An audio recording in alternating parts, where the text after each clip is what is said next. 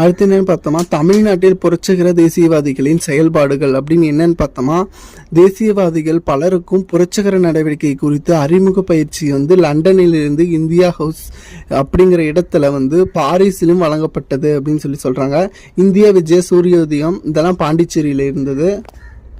கொலை 1904 நீலகண்ட பிரம்மச்சாரியும் வேறு சிலரும் வந்து பாரத மாதா சங்கம் இயக்கத்தை வந்து ரகசிய அமைப்பா இது ஏற்படுத்தப்பட்டாங்க. செங்கோட்டையை சேர்ந்த வாஞ்சிநாதனால் இது 1911 ஜூன் 17 திருநெல்வேலி மாவட்ட ஆட்சியரான ராபர்ட் டி ஆஸ் என்பவரை மணியாச்சி ரயில் நிலைய சந்திப்பிலிருந்து சுட்டு கொன்றாரு. அடுத்து என்னன்னா, அன்னி பெசன்ட் அம்மையாரும் தன்னாட்சி இயக்கமும் 1916 தன்னாட்சி இயக்கத்தை தொடங்கி அகில இந்திய தன்னாட்சி வழங்குறதுக்காக கோரிக்கை வந்து வச்சாங்க. இப்போ 1916 திட்டத்தில் வந்து ஜிஎஸ் அருணண்டோல், பிவி வாடியா மற்றும் ராமசாமி துணை நின்றாங்க. இவங்கெல்லாம் அதுக்கு நியூ இந்தியா காமன்வெல்த் எனும் 2 செய்திகளை வந்து தொடங்கியது வந்து அன்னி பெசன்ட் அம்மையார் தான்.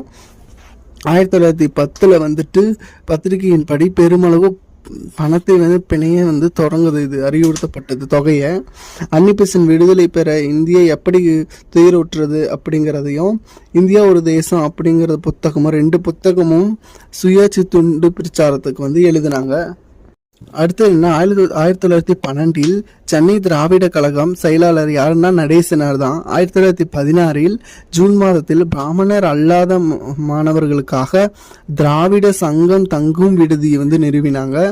அப்புறம் 1916 நவம்பர் 20 வந்து தியாகராயர், டாக்டர் TM நாயர், நடேசனார் தலைமையில் வந்து சுமார் 30 பிராமணர் அல்லாதவருக்கு வந்து சென்னை விக்டோரியா அரங்கில் வந்து கூடினார்கள் வந்து.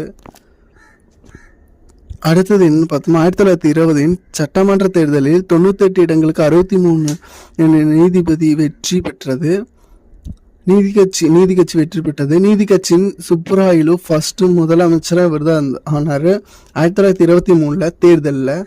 பின்பு நீதி கட்சி சேர்ந்த பனகல் அரசர் வந்து அமைச்சரவை வந்து அமைத்தார்.